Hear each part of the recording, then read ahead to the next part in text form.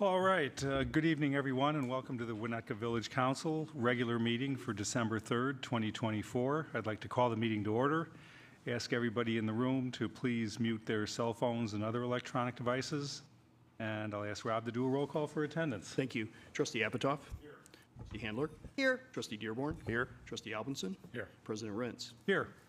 Item 2 is the Pledge of Allegiance. I've asked Trustee Apatow to lead us tonight.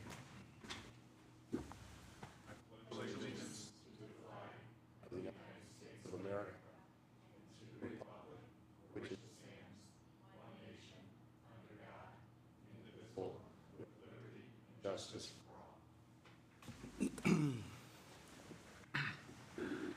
Okay, thank you.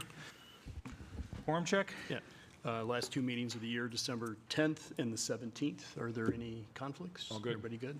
Okay. All right, thank you. It's a Tuesday? Okay. Yeah, okay. Let us know. Thank you, Kim. Okay, item 4 is public comment. This is the time of the evening where anybody in the room can come up to the microphone and share your thoughts with council on anything that is not on the agenda. So if you're here for either of the 2 zoning requests, that's later. But if you're here for anything else and just want to talk, come on up and now's your time. Oh, nobody signed in. Okay. Well, then we'll move forward. Reports. Trustee report, we'll start with Kirk. No report. Bob? No report. Kim? No report. None tonight. Village attorney? No report tonight. Village manager? Just briefly, the Village of Winnetka, along with Northfield and Glencoe, are the primary sponsors of the Red Invitation. Everyone should have received this at home, and if you thumb through it, there's record attendance, and it is for Sunday, December 8th, so the Red Invitation sale in our district. We got them this year. I know Yeah, there was a little. they were snafu actually last mailed. year. But yeah, it came with substantial support from the 3 villages. That's great. And village president, I have a couple things. Just to report, several weeks ago, I had the awesome opportunity of sharing the room with our assistant manager, Kristen Kazinas, and all of the 6th grade classes from Washburn. Oh, that's right, they're at Skokie. That's why I get confused, is because they used to be there, now they're, anyway. So we had all 4 6th grade classes make the trek down Oak Street one at a time, and we spent the whole day helping them understand and learn about village government. And I think I got more out of it than they did, which is always the case when you do that sort of thing. So it was a really good day, though, and I think the kids learned a lot, and they had a lot of good questions. I encouraged them and shared with them that on occasion we've had students come and address village council.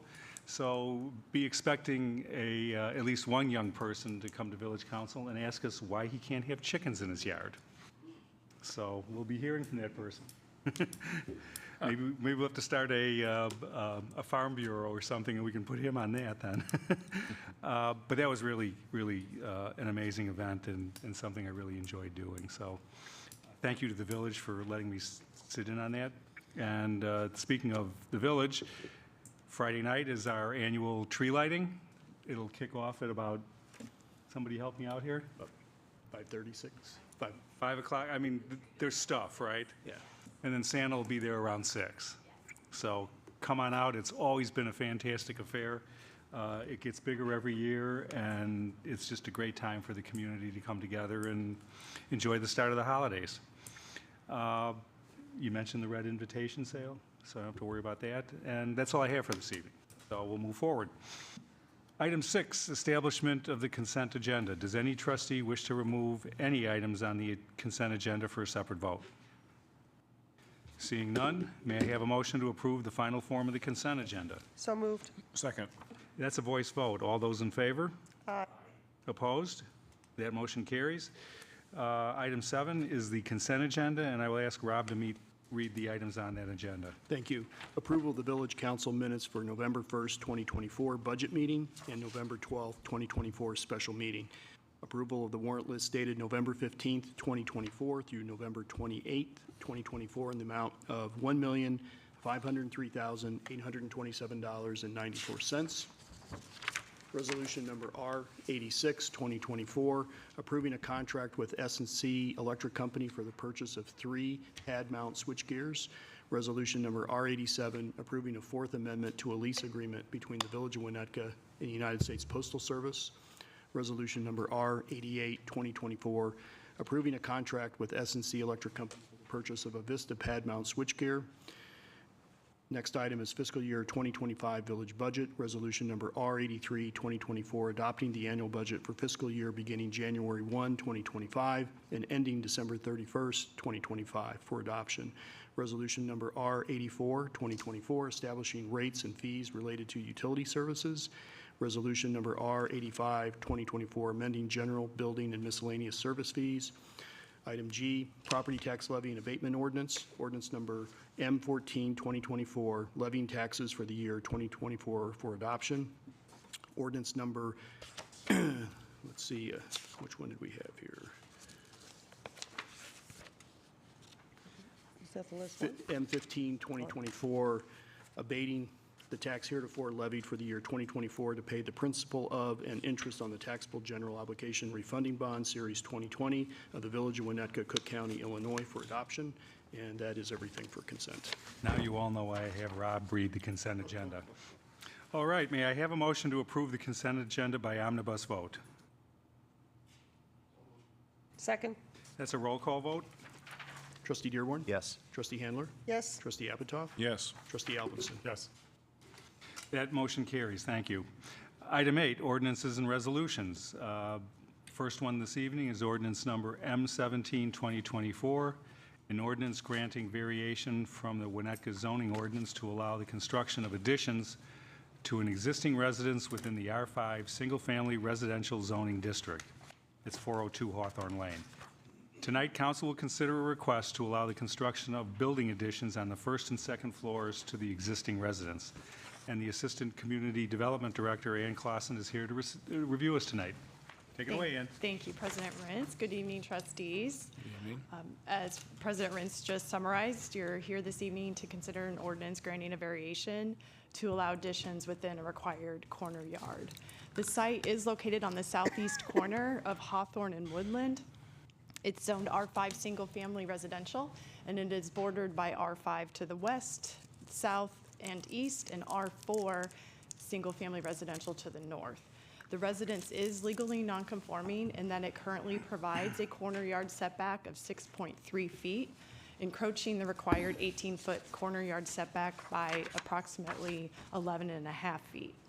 It's also worth noting that the lot itself is a legally non-conforming corner lot that has an average lot width of 60 feet, while the minimum required average lot width for a corner lot in the R5 is 70 feet. These are current photos of the front facade of the house facing north along Hawthorne Lane and the corner facade facing west along Woodland. The western portions of the house are legally non-conforming and encroach into the required corner yard setback, as I previously noted. The variation would allow additions on the first and second floor as part of an extensive renovation proposed by the property owners. The red rectangle that you can see here on the site plan is meant to represent the approximate location of the required setbacks. The additions that require zoning relief are highlighted here in green, while the proposed additions highlighted in yellow comply with all of the zoning regulations. The addition closest to Woodland would provide a setback of 6.3 feet, whereas the minimum required setback is 18 feet, so it is requiring a variation of 65%. It's worth noting that this addition would not be any closer than the existing residences today from Woodland.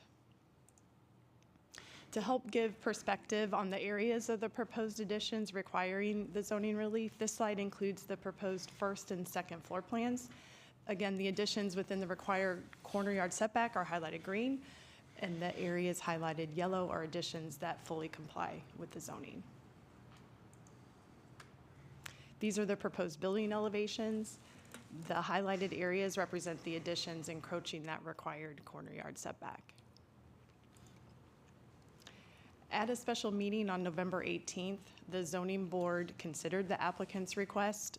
One public comment in support of the application was received prior to the zoning board meeting and is included in your agenda packet. The applicant also included messages of support from nearby neighbors as part of their application materials, which are also included in the packet this evening. The board's discussion of the request was focused on the proposed addition staying within the current setbacks and not going any closer to woodland than the existing home, not increasing the encroachment that's currently there today. They also noted the fact that the view across the street impacted by these proposed additions would be from a school, Greeley, rather than another residence. Ultimately, the zoning board, by a vote of 5-0, recommended approval of the request. And I have nothing further on this application unless you have questions for staff. The applicant is here this evening if you have questions for him. Sure. Do you want to share anything with us, or? No, just looking for your support to get the process going. We love the house and we don't want to have to start all over. Sure. Okay, thanks. By bringing it up here, does anybody have questions for Ann before we dig in? Okay. What do you guys think? Well, personally, I thought this was kind of a no-brainer. I mean, it's not a setback that's any different than is there today. There was no neighbor resistance to it. You know, I'm happy they're improving the home. I would suggest we introduce and adopt this. Sweet. Others? I agree. This seems like a lovely plan to renovate the home within very reasonable standards. I agree. I think it's a thoughtful design. Hats off to the architect and the homeowners for doing a thoughtful in-place renovation without tearing down and doing something new that might More look as good. importantly, being willing to live through it. Yes. Hopefully not in it. Let's have it. Yeah, I have nothing further to add. I think it's great that somebody's going to be refreshing and modernizing a home. It'll be nice for the fabric of the community. I agree. I think it was a great job by the architect, and it's great to see saving homes here in the community, too. So thank you for that. All right, well, would anybody in the public like to speak on this matter? Seeing none, I'll close public comment, and we'll bring it up here. And first of all, we interested in potentially waiving this? Yes. Everybody says yes, so we'll move to waiving intro. Do I have a motion to waive introduction of ordinance number M17, 2024? So moved. Second? That's a voice vote. All those in favor? Aye. Opposed? That carries. And now may I have a motion to adopt ordinance number M17, 2024? So moved. Second? And that's a roll call vote. Trustee Albinson? Yes. Trustee Dahlman? Yes. Trustee Apitoff? Yes. Trustee Handler? Yes. Trustee Dearborn? Yes. That motion carries. Good luck. When do you start?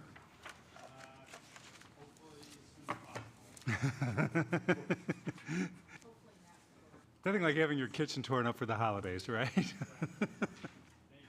Thank you. Welcome. All right. Next item up here is ordinance number M18, 2024, an ordinance granting a variation from the Winnetka zoning ordinance to allow the construction of an addition to an existing residence within the R2 Single Family Residential District. This is 270 Birch Street. It's up for introduction. Tonight, council will consider a request to allow the construction of a one-story attached garage to the existing resident. And Ann Clausen is back up to walk us through this one. Thank you once again. We'll just move right along to photos of the site itself. These are current photos. As you can see, there is currently construction activity on the site today. Permits have been issued for interior remodeling of the existing home, as well as for construction of a pergola and a terrace towards the rear of the property. The variation is being requested to construct a one-story attached garage addition. The addition is highlighted here in yellow. The blue shaded areas represent expansion of the existing driveway. The addition would provide a front yard setback of 16.25 feet, whereas a minimum of 50 feet is required. There is an existing two-car attached garage that would be converted to storage space and an entrance vestibule. The general location of this existing garage is outlined here in blue. The proposed addition would accommodate 3 vehicles and be 789 square feet. The garage would be side-loaded with the doors facing the interior of the lot. The addition is highlighted here in yellow. And here you can see the proposed front elevation as seen from Birch. Again, the addition is shaded yellow there on the right. And this is the proposed north side elevation. And lastly, the proposed south side elevation. Again, at a special meeting on November 18th, the zoning board considered this request. One public comment in support of the request was received prior to the ZBA meeting. Additionally, one member of the public spoke at the meeting in opposition to the request and also submitted a written comment, which is included in your agenda packet. This morning, an additional comment or email was provided to the council regarding this application. In terms of the zoning board's consideration, 4 of the members found that the proposed garage is befitting to the size of the property and the home as it exists today, as well as the neighborhood in general. Some of the members also expressed concern that a detached garage would be an inferior option and have more of an impact on neighbors. One member found that the proposed encroachment into the front yard to be too significant. So ultimately, by a vote of 4-1, the ZBA recommended approval of the front yard setback variation. I have nothing further unless you have questions for staff. The applicant is here this evening if you do have questions. Questions for Ann? Can I ask one question, Ann? Sure. I think somewhere in the pack, and I can't find it now, there was a comment that if there was a detached garage, there would not be a need for a variance. Why is that? Is that the location of where the detached garage would be? Or does a detached garage not need a variance? It would depend on the location of a proposed detached garage.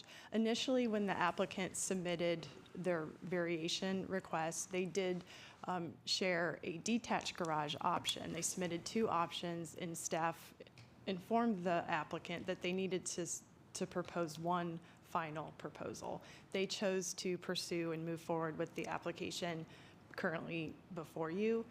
The detached garage proposed at that time did require zoning relief. It required a front yard setback variation. It required a side yard setback variation from the south property line. And it also required a variation to allow an accessory building to be located closer to the front lot line than the principal building, the residence. So there were several variations needed for that particular detached garage.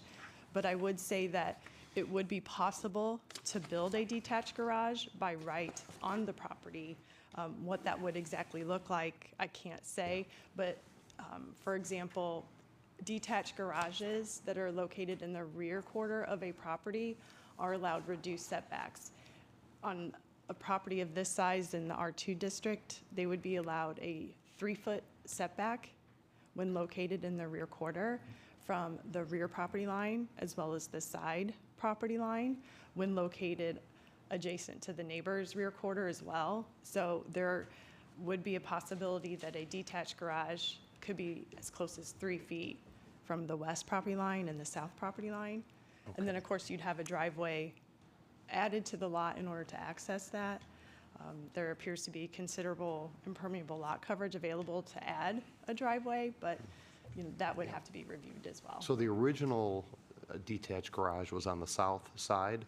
The original permitted garage? It was not permitted. It was submitted as an option that the applicant was considering at the time they submitted the variation. Okay. Okay, thank you. Other questions? Okay, why don't we get the applicant up here? You guys want to join the fun? Hi, I'm Alex Kaler. It's my husband Spencer. We're the owners of 270 Birch. So I know there's a lot of sort of idiosyncrasies of the project, and Anne spoke to some of it. I'm happy to answer any of your questions. We did investigate a lot of different options of where this garage could live. And the reason why we landed on the place that we did is a few things. The first is that there is an existing attached two-car garage, but unfortunately, two cars do not fit in it. It's two cars from 1927. And we could put, like Ann mentioned, a detached garage on the other side of the property. It would require a long driveway that would go to the back of our property. It would be on the opposite side of the house from the existing garage, the kitchen, things like that. But it also would block our neighbor's front yard. And that was the letter that they wrote, was to recommend approval. I don't know what that word is, but they were in support, of the variance. If we place it where we're proposing to place it, it faces our northern neighbor's backyard, which felt preferred in terms of how it interacted with neighbors. And the other thing too is that I know that in Winnetka they don't like a lot of garage doors facing the street, and so this gave us the opportunity to have those garage doors facing inward rather than towards the sidewalk. And then the last piece of it is it's a house built in 1927, which is part of what we loved about the house, is that we wanted an old house that we could really restore. The house was being looked at to be torn down by most people. It's almost a full acre lot, and it was a very rundown house. And we came in and said we wanted to save it and restore it, and that was really of utmost importance to us. And so what we've done in the process is not just renovate it, but restore it. And so we've been studying houses from that time period and how a garage like this would have been treated. And a lot of what we found in the houses in the community that were built during that time period is they had a garage as a gatehouse. So they had the house actually, their garage was detached and built into the front fence line as a sort of gatehouse into the property. And that was something that we did talk very briefly about with Anne, and it just seemed like it was not at all a viable option to have a garage in the parkway like that. And so we drew up some options. One was the detached option that Anne mentioned, that fit within the setbacks. We wouldn't need a variance, we don't think, for it because it would be behind the house. We also looked at an option that would sit a little bit in front of the house as an accessory structure.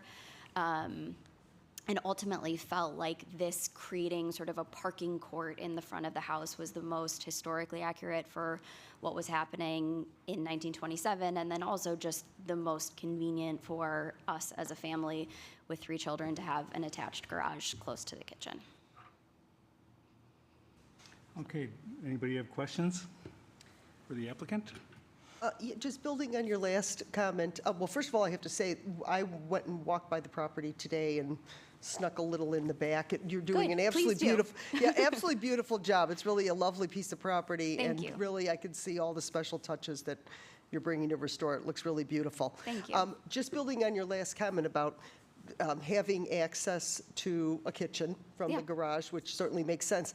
Did you look at keeping the 2-car garage, and even if it doesn't fit 2 cars, using it for one in storage, so that car has access to the kitchen for unloading groceries and practicality, and then building a smaller secondary one where that car, that person, doesn't necessarily need everyday access, which might mitigate some of these the concerns that people have raised? Yeah, so that was one of the options. That was the option that we kind of tried to submit in conjunction with this one.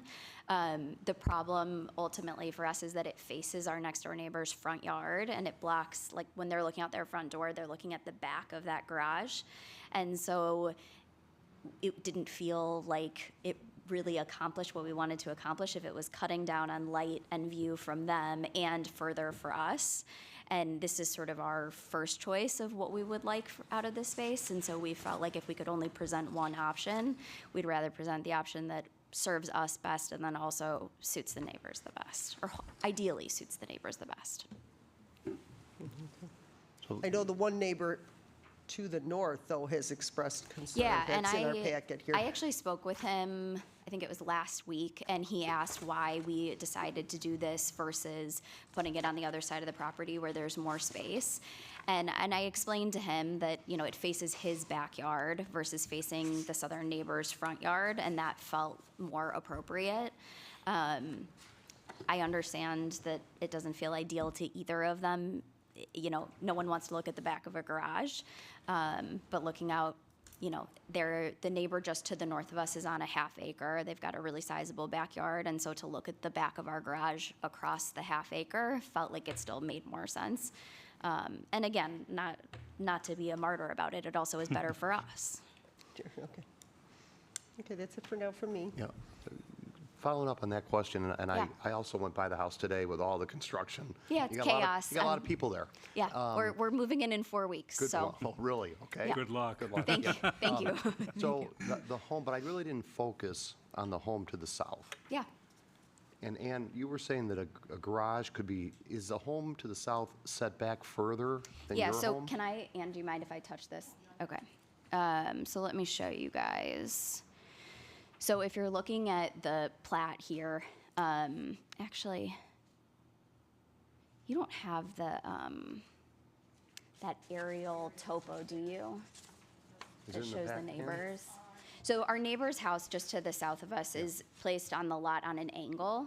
And so their front door is sort of angled Is towards that- us. Whose house is that? The Murphys, it's a cedar shake house. Okay. Okay. Yeah, I don't know. Yeah, I saw that. Okay. 83? 183? 183. No, not 183. Trying to see.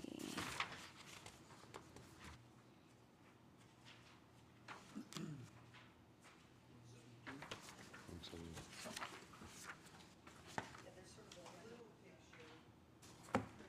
78? Yeah. That's the GIS. Or 172. It's- Oh, I see, it's angled. And so where on the aerial photo on 172, where would the garage be set if it was over on the south side? I don't know what you're looking at. I'm sorry. Can I come take a Okay. look? Yes, yes, yes. So can I step up?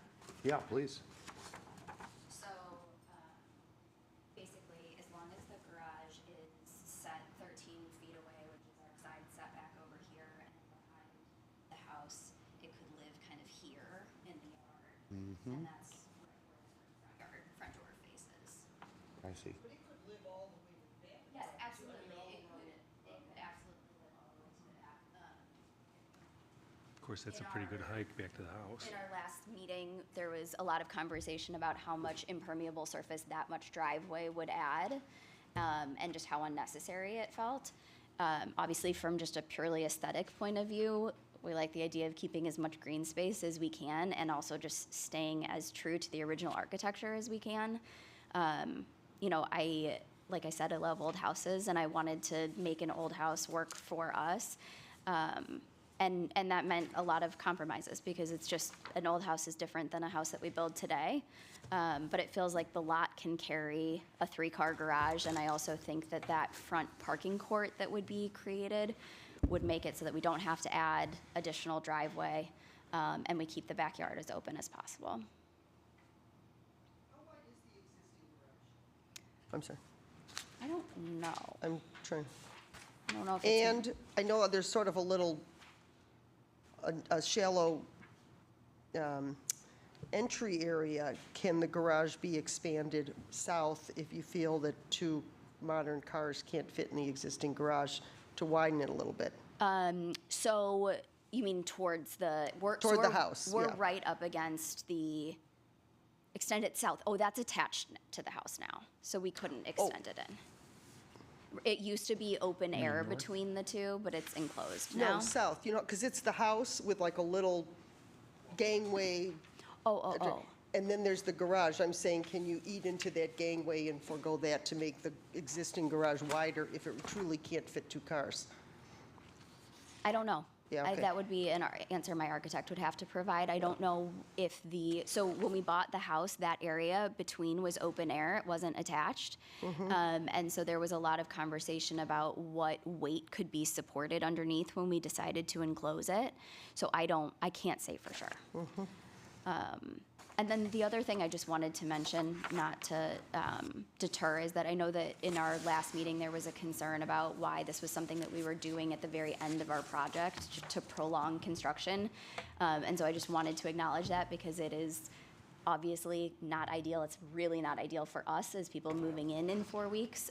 We had wanted to apply for this variance when we applied for our initial permit, but there was inconsistencies in our topographic survey that made it so that we had to apply for a LOMA from FEMA, and we couldn't apply for our variance until we received our LOMA.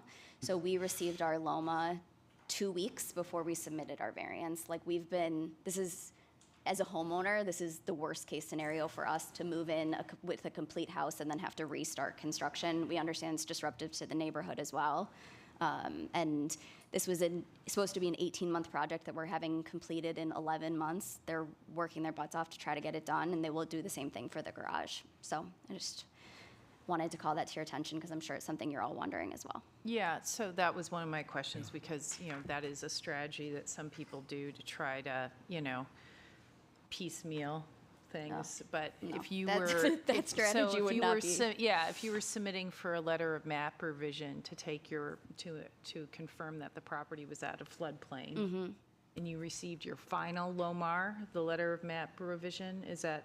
Yes. Okay, and Yep. that's what delayed the filing, okay. Correct. That Yeah, makes we a lot of received it sense. just 2 weeks before we applied for the variance. We were ready to go as soon as we got that. Yeah, and given some of the drainage issues that hopefully will be correcting, I think,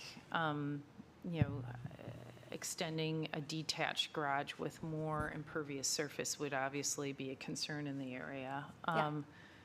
And personally, I think the symmetry, you're not going to make every neighbor happy. It sounds like no. you've got competing issues and a desire to modernize the home. But I do like the symmetry of how this garage lays out with the home. It seems to make sense to me. But And- thanks for addressing that.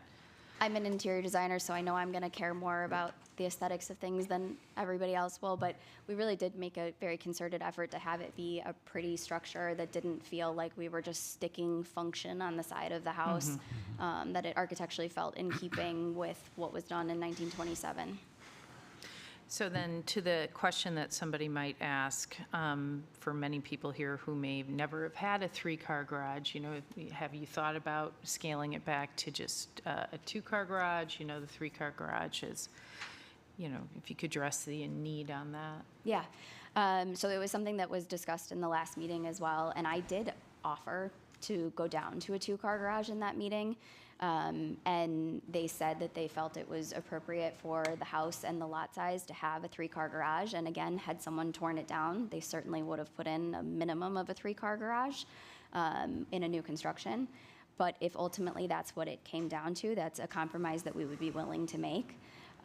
Another thing that we thought a lot about is because you can only have 3 garage doors facing the street in the village of Winnetka, if we put a detached garage somewhere else on the property, we would have to turn it in order to accommodate that. And so that then adds more impermeable surface. So you have the driveway, and then you also have to add, basically an additional parking court in the back of the house in order to make those turns so that the garage doors don't face the street.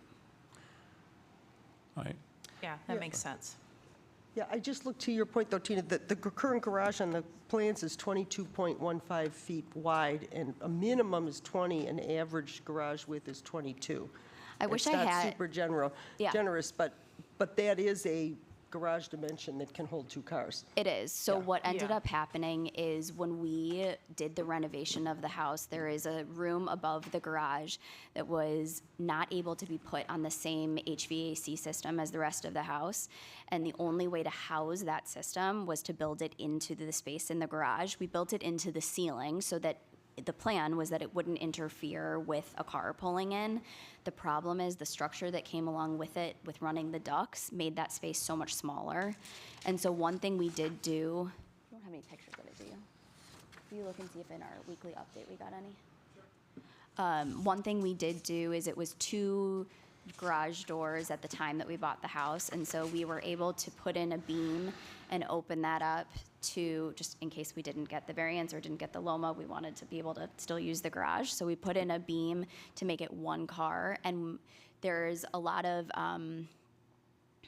I wish my architect was here. There's a lot of structural weight that's being held in the brick columns on the sides, and so we weren't able to widen it.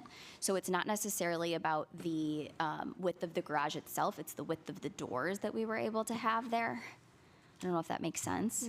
My husband's seeing if he can pull up some images, because there's quite a bit of structure inside the garage that is limiting as well. It's not just the width of the building itself. I also went to the property today and walked it for a while. Yeah. Just because we try to understand the neighborhood, trying to find solutions. I too think it's great. I think you're going to have a wonderful home, and you guys have done a great job. Thank you. I signed a couple change orders while I was there, so you're okay. At this point, I At don't this even know point, that you'll never miss it, yeah. right. But I do think that we're trying to find solutions as well, and I think what Trustee Handler was saying about joint uses of, I know you just did a whole renovation, I know you have two garages, basically. Moms and dads. Moms and dads, yeah. Just for the nuances of the type of home that you're in, and that it does bring other headaches, but I think in the end, obviously, you guys kind of know what you're getting into and are doing a great job. What struck me is how, and I drove the neighborhood to try and see if there's anybody else that has something that's coming that close to the street. Yeah, And I didn't see anything, Yeah. and that's concerned me. for sure. We try to, find solutions for you to do what your dreams want to do, but also how not change the neighborhood and impinge on other neighbors. And that's, so I'm struggling. I looked at the other side as well, and there seemed to be room. I'm wondering if a kind of a dual solution, I'm not sure if it's ideal, but trying to make something work that you'll be happy with, and so will your neighbors. And that's where I'm Yeah. kind of stuck right now. I hear you. I think there unfortunately is no perfect solution, and definitely not anything that's going to make everybody involved happy. I think that maybe specifically in our neighborhood, there might not be houses that have something projecting proud of the house, but I have probably, I think I collected at least 5, maybe 10 addresses of houses in the community that have these sort of parking court style garages. Oh, I understand that. Or gatehouse that were built in the 20s. And so that was sort of the inspiration of placing it where we're placing it. But yes, nothing in the exact I neighborhood. get the inspiration. It's pretty cool. I get it. I'm just I trying to get look it, at but your cool's not what we're neighborhood. going for. Yeah. I understand. No, I understand. like it. The concept is great. I'm just looking at your neighborhood Yeah. and how it impacts. Yeah. Could you guys get your head wrapped around a two-car solution?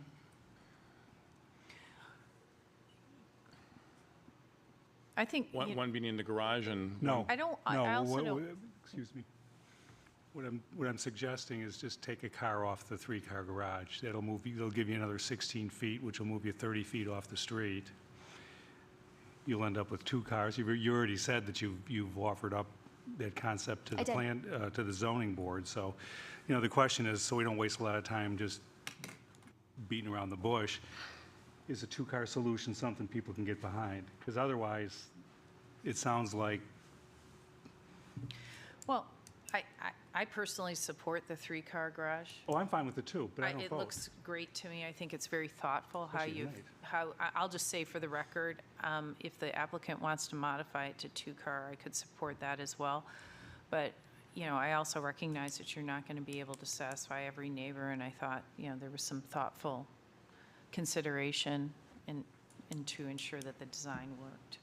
No, but much to Rob's suggestion of seeking solutions, and, we do have neighbors that are concerned about this, so it's. Right. No, I know, but mean- I also recognize that there's been a lot of thought and opportunity to voice those objections. I want a 3-car garage. Yeah, I mean, okay. definitely. Yeah, I'd love one too. Right. I've got a plan for one, actually, so. Have you thought about landscaping? How you're going to Always. landscape around the garage? Yeah. I haven't had my landscaper draw up plans because I wanted to wait until we knew whether or not we received a variance before we paid for the time to do that.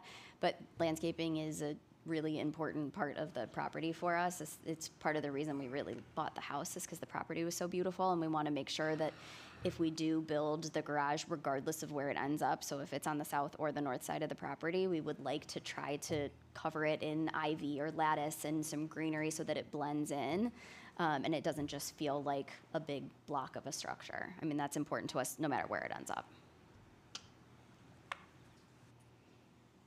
I gotta say, I'm really torn on this one, because I'm so impressed with the renovation of the home, and so appreciative that the two of you have done this. I mean, I think it's a poster child for what we want to see happen. So I thank you for that.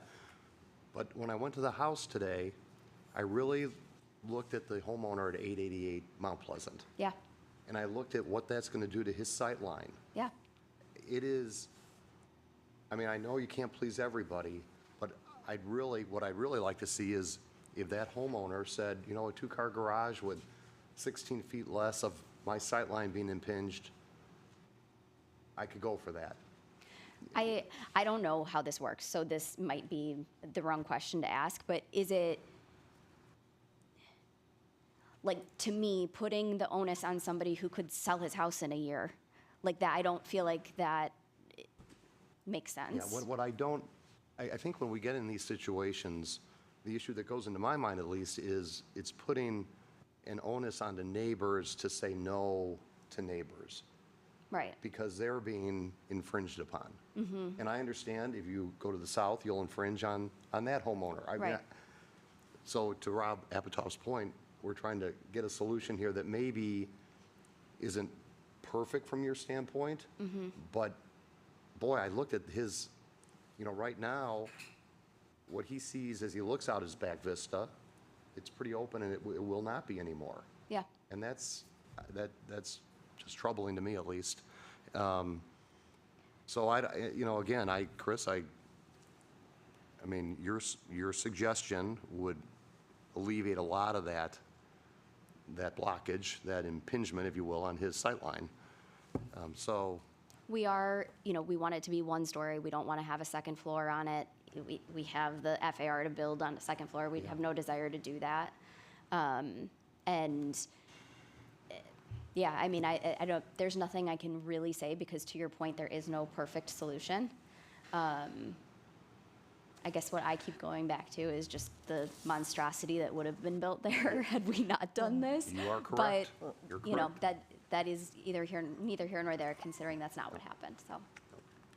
you're right about that. Well, to that point, I mean, I'm also concerned that, and as Rob raised, it's not just your property, the whole block and the whole area doesn't have anything coming out this far. And Yeah. if your lot ended at the south side of your house, I guess, and didn't have another whole large lot that might offer some possibilities, I don't think I'd be as troubled with this request. I know it's not ideal. We all know renovating old homes, there's always going to be things that aren't perfect. For sure. So I have to say, this is, to take it all the way to 17 feet before the setback, when no one else in the neighborhood has anything like that, and ruining a sight line is troubling to me, when there looks like there might be other options. Yeah, understood. Yeah. Does the two-car option trouble you too? Well, still a little bit, because it's the only one that's sort of, And nobody's Protruding out. There's nothing Can like I, that. can I just Yeah. ask a clarifying question, because we got comments from yesterday from Frank Nyland? He's the 888 Mount Pleasant. Okay, The neighbor so, impacted. have you seen his comments? Did you have the Yes, I ability? have. Okay. Yeah, and I okay, spoke with 'cause him on the phone as it was unclear, well. he didn't identify, and he made it, he only wanted certain people on the council to have it. I was just wanting to understand if that's who we're talking about. And did he attend the ZBA meeting? No, he did not. Okay. I also, for what it's worth, his note that he sent to you guys did not voice a concern about this sight line. It was just that he didn't want the garage built there. And I understand as a neighbor not wanting it built there, but without a specific concern, I think it feels important to note. Yeah, it looks like he called you, Rob. Did he have a specific conversation with you about that I think you None. probably would benefit knowing about? Not in detail, when he asked about how it works, and I said, we look at any neighbor, especially neighbors that are directly impacted, it matters to this council. And so that's when he wrote the letter. He actually was on the street. When I was driving by, I bumped into him. I was in my car and just said hello briefly, and said he'd sent the letter. So, but those are the concerns. He is concerned about having a wall from, it's a pretty significant wall when you put in another 40 feet that ends 15 or 17 feet before the street. That's what his concern was. And am I recalling correctly, I wish I had looked more carefully, are there a couple pretty large trees that would have to be taken down for this? So there's one ginkgo tree that would have Okay. to come down, yes, but that would be the only tree that would be impacted. And then I also, No loss there. No loss there. and then I just went back to the view from what it would be from that 888 Mount Pleasant, and we did put some thought into that back of the garage, although not a view we will ever have. We put some windows. Yeah. We tried to make You it so did. that it wasn't, you were staring get at it. the back of a brick wall. Yeah, it's a lovely design, there's no doubt about it. When I went by today, I was paying so close attention to the 270 side that I didn't look across the street or really pay attention to what was going on. But go back to 172 once. And if you look at 261 Birch, which is kind of the one that's to the northern line of the, you can see it's kind of a white structure. Here. Yeah, directly across the street. It looks like they built pretty close to the front property line there. Now, I might be, Ann, can you tell me if there's anything there, or is that just driveway? I think it's driveway, but Can I switch this? Oh, yeah, so that was a house that was built. Oh, no, this is the one that was just built. This one, that's, I think, See, you didn't look either. it's just their driveway. Oh, it's just their driveway? Yeah, I'd love to tell Okay, you never it's not, mind. but that's just their driveway. That's their guest house in the front yard. Completely unnecessary guest house. I just want to make sure I've got the orientation right. Figure 4 and figure 5 on page 174 of 203, isn't that from 888? I mean, isn't there a pretty large wood fence that, Yes, there is. so There's a 6-foot fence. there's a 6-foot fence, and so the total height of this is, I mean, they're going to see a roof line peeking up above it, but it's not going to be a wall, I guess. And the roof line, that's a flat roof, right? Well, no, it's No, pitched. it's this way. No, it's, can you describe the roof? It's not a sloped roof going all the way to the back wall. That's what my husband was just saying. I'm not 100% sure, honestly. Go back to one of the other elevations. that's right. It does not, right Yeah. there. So it's, Oh, yes, It's not. sorry. Yeah, you're right. Yes, you're right. Yes, thank you. and what's the height, so that back wall, what is the height up to the, whatever, the top of the structure along the property line? I don't know if it's noted. I can't read anything on here. Just going by the fact that it looks like it lines up with where the siding starts on the second floor there, that's about at 9 feet. So that would be what I would guess. And the pitch is 17 feet. Yeah, yeah, but it's going to be sloping away. I guess my point is it's not going to be a solid brick wall. Yeah, there's gonna be relief. There's architectural articulation. I would say not only that, but with the flat roof being there, remember it is a 6-foot fully fenced in corner, motor court, Yeah. and his whole corner is all treed as well.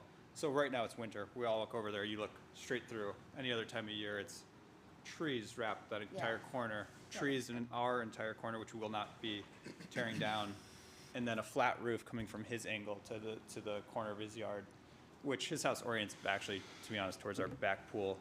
So if he likes hearing 3 kids swimming, he's already got that. But I don't think the garage is going to be what he's worried about to his left if he really wants to pitch and look out to the front north or east corner.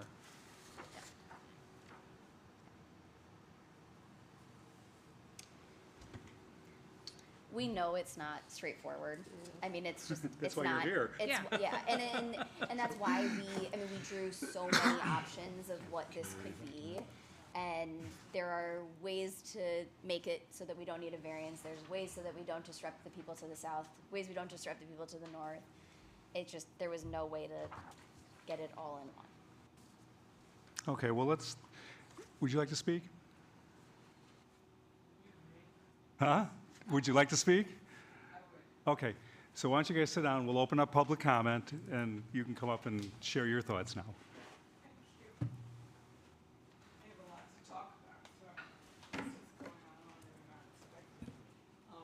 Yeah, we stay here pretty late sometimes. That's right. I'm Alexandra Nichols, and I live at 900 Mount Pleasant Street, which is exactly west of this property. So the whole length of this house faces the front portion of my house, not the whole house, but I see it every single day for a year and a half. And I have to credit them. They have done some really beautiful things over there. But at the same time, they've been in violation 5 times of permits, had the building shut down for 6 weeks while they got permits and paid fines. And this is a group that I feel is just pushing the envelope. And I feel that's what's happening with these garages. When they bought this house a year and a half ago, it had a 2-car garage. And that car garage was big enough for 2 big Jaguars that the previous owners had. It is the standard size for a garage, I believe, and you said that, Kim. I don't understand why they have to have a 3-car garage. If they wanted to add a 2-car garage, I'd be more sympathetic to this variation request, but I'm not at all sympathetic for a 3-car exception. I think it sets a terrible example for the city of the village of Winnetka that you have a variance like this when it's not necessary. My opinion is that they can expand that garage. They don't want to, but they can raise it up a few bricks. They can widen it a number of bricks, and they can have room for their 2 vehicles as is, without any disturbance to the northern neighbor who has had an enormous amount of disturbance from this project, huge. And he doesn't want any more. I don't blame him. People across the street. This is not a comfortable situation for any of us. And I want to be a good neighbor because I do appreciate what they're doing. It's gorgeous. And I think all of their taste has been lovely until they got to this garage. And this exception, I don't think is necessary. I don't think you should consider it. It sets a terrible precedent for the village if people just want to do something, and when it comes out so far on the street, the people across the street are not happy about this either. So I think you really have some very serious consideration here. There is more room on this south side of the house if they wanted to consider that. I don't think that's their option, certainly their preference, certainly. But I just put it out there for you to seriously consider that I worry very much about an approval of this. Thank you. Thank you. I don't think I got an answer from everybody on my 2-car question. Well, can we ask a question? Because if we Sure. did a detached garage, which would be an option, that would impact the western property line, right? Correct, that's where we would build it, would be along the western property line. So Mrs. Nichols, Southwest. Alexander, do you part of the property, not necessarily. Okay. Do you share the western property line? Yes. You share the western property line. So if they went and put a garage, yeah, so if they put a garage, if they put a detached garage back there, that would really impact you. What they do with that garage does not impact me. It would face your house. No, I mean, if they put a detached garage on their, closer to the western In their property line, backyard. in their backyard, that would be, 3 feet off your property line. Wouldn't have to be at the rear lot line. Well, that's a There's good a point. whole, No, wait, it has to be in the rear quarter It could be, yes, to be allowed the 3. to be allowed. Okay, but it doesn't have to be. no. Okay. And then you'd be back for another variance.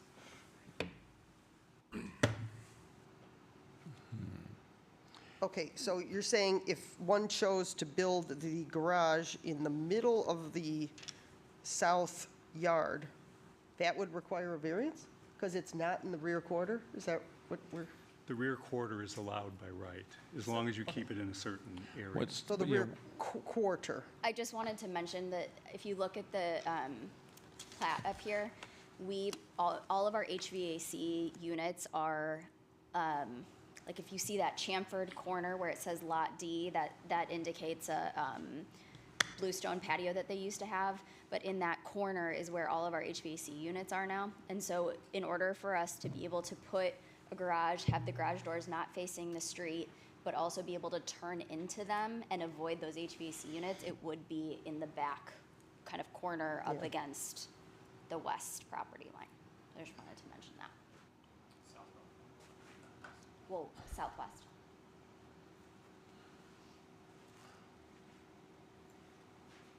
so does that mean the south wouldn't work as well? Well, Or you just- HVAC units can be You can move, moved. they can move on top of the roof, on top of the garage, I Yeah. guess. Yeah, she's just saying the impermeable surface would increase all the way past the front, property line to be able to turn in for the garage doors facing inwards. I think what the committee before yours was saying was basically, we have the ability to build a garage either way. In their eyes, this was the going towards the north line made the most sense. You're not adding more impermeable surface. You're staying within the lines of, fenced-in yard with big tree growth versus let's add a bunch more driveway, push it to the backyard, take up green space, put it in another neighbor's full view where their house is set back, ours is set very far forwards, which is why we're here, because we only have, I can't read the dimensions, I'm sure you can't either, from that front property line to the fence is nothing. I mean, we're built right against the street, so we're up against it, two tough choices, which their recommendation was, if we're gonna pick between two hard choices, let's put it in a place that makes sense for not only the homeowner, affects the least, one neighbor less than the other, doesn't add take up a bunch of green space, add a bunch of driveway, and is architecturally relevant, which is basically saying we're doing the best we can in a tough situation, just like you guys know, where there's no perfect solution. The front yard, it's a motor courtyard. I mean, it's already kind of enclosed. If it was going up to a driveway and standing kind of out, it would be more in the way, but the way the house is built with that big fence and trees, it's kind of enclosed already in its own little tidy kind of manner. Okay, if the original garage is no longer a garage, then 3 bays can face the street. So one doesn't have to put a sideways facing garage at the far rear of the property. It can adjoin the existing house. I would think it could adjoin the existing house, yes, moving air conditioning, et cetera, or it can be a tandem, or, 2 facing with a double deep, because it looks, pardon? If we didn't get the variance, we would leave the existing garage so one person could park there. Okay, so then you could do 2, because again, 3 would have to, but I guess my point was, it's not the necessary assumption, is it, that the garage would have to be at the rear of the property with a long driveway? Because there's a driveway there now, I think, through 2 pillars. Trustee Handler, I just want to point out that the zoning ordinance does not allow 3 front-facing garage doors. Right. You can have 2. So I'm saying, 9-foot if wide. their existing garage is no longer a garage, Right, they could add. Oh, you the can't have 2-car. 3. Correct. Okay, I just want to thank make you. that clarification. Thank you for clarifying that. Okay, so it could be the 1, and going back to, it could be 1 and 2 then. Okay, well, anyway, I'm not the architect, but I still go back to, there's this whole huge part of the property that's open. I just can't believe that can't be used. My thought. Creatively. Well, I think it's, I appreciate the fact you're willing to scale back the request to 2-car garage. I can support that, but I'm not sure if others can. Could you support 2 cars, Kirk? I'm fine with 3, I could support 2. Bob, could you support 2 cars? Well, We've heard that the neighbor is less concerned about a 2-car, although still concerned. the neighbor at 888. Alexandra. Oh, Alexandra, but it impacts really the 888 Mount Pleasant house most directly. I would think that would be a nice modification for that person, but I don't know, I mean, we'd have to see it, wouldn't we, before we No, we could just say we approve it less 16 feet, less whatever the right number is. But we'd have to see Well, that, well, this is only coming in for introduction tonight, Oh, okay. if I'm not mistaken, correct? Wouldn't we need to have the community don't be need able me to here. comment on that revised plan? what's that? Wouldn't we need the community to be able to comment on that revised plan? No, because we've just reduced it. I mean, we're the village council. We can do this stuff. This is what we do. Well, but we want to make sure the dimensions were Yes. consistent with where they are today. You know, that the architecture is the same and just smaller, wouldn't we? Yeah, it's the same. It's the same. You're just reducing it by 33%. Can I just, if it was reduced to 2-car, if the homeowner later wanted to do another garage in the back, they could come in for that, could they not? Sure. Okay.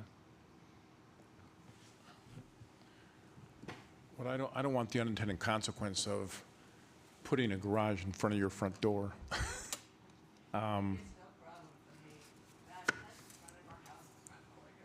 No, I mean, if we said no to the front and they decide to put it in the back, which is on your, basically close to your lot line, that's, Because our lot line goes to the back of their property, and there's another 10 feet which belongs to us. Beyond that, which is our wall, they are some distance from us, and the previous owner built a living room on that house on the south side, which is quite discontinued. And that because he found out he had a variance of, I don't know, 50, 60 feet or something, with those lovely woods that he has there. So if they added a 2-car garage, whatever they add down there, it doesn't impact me at all. And they have the room in the trees, there's like a little forest of some kind. They have grass, they have trees and space, ground cover and all of that, they have room for it. And, you know, it wouldn't bother me at all. Rob, can you deal with the 2-car garage? I'd love to know how many feet it is.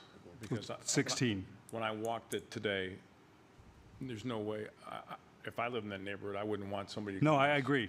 It's too much. 15 feet is too close to the street. It just is. I mean, especially in that neighborhood.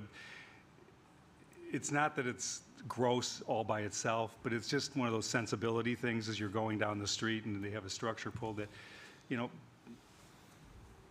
to me, 30 feet, that's back there more. I could probably get my head wrapped around that, even though I'm not voting, but that seems like a reasonable compromise. I don't know. So, But again, Chris, I think that, at least, and I can agree with you on that, but I'd also like to see the same, I mean, you say we're just going to shrink it, but I want to make sure that the windows are still in there, the architectural articulation is still as trustee Bell. Chop off that third bay. I would keep everything exactly the same and just cut off. And then would just, the roof line would just melt in that way. Exactly.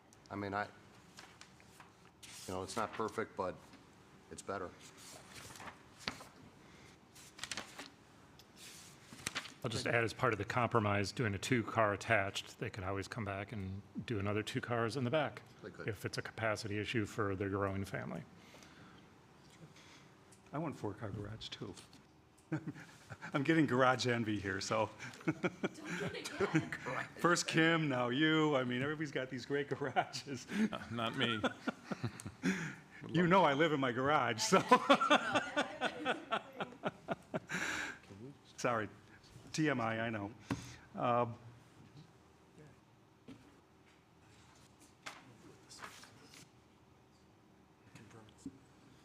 Is it possible to just, if we were to introduce this tonight, could you get your architect to provide some new sketches Absolutely.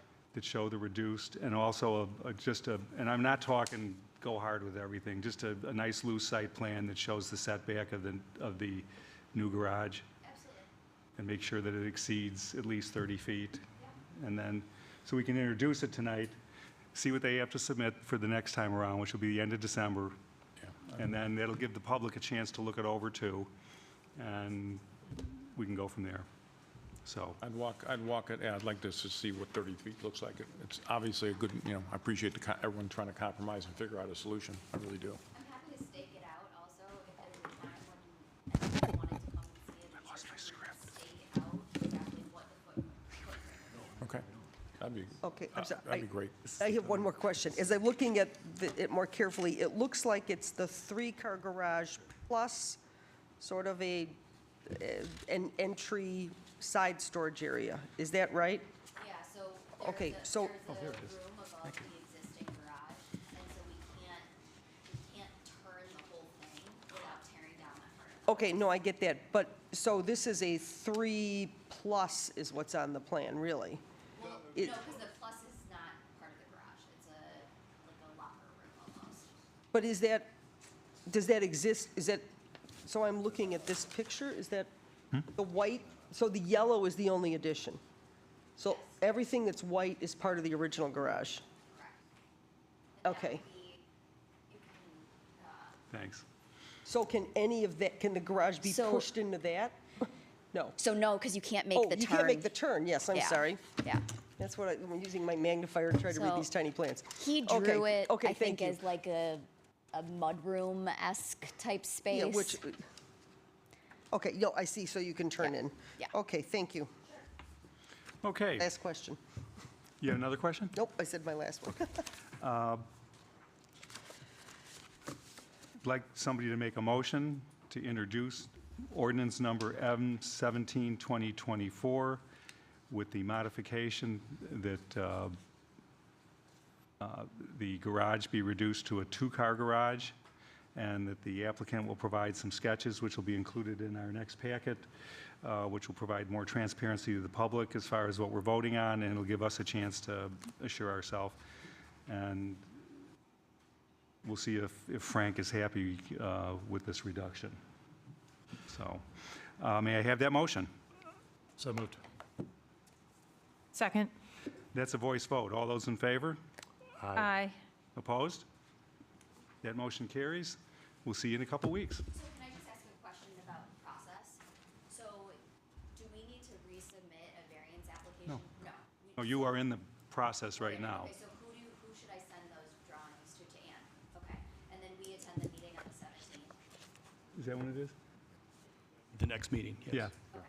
Okay, all right, great, thank you, everybody. Okay, thank you. Thank you.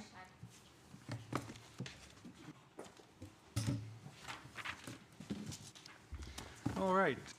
Old business, none. New business, none. Appointments, none. Closed session. Ugh. I would like to ask for a motion to adjourn to closed session for the purpose of reviewing closed session minutes pursuant to Section 2C121 of the Open Meetings Act.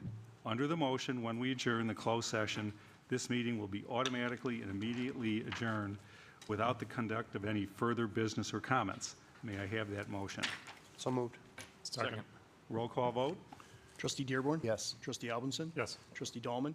Yes. Trustee Apitoff? Yes. Trustee Handler? Yes. That motion carries. We are heading to closed session.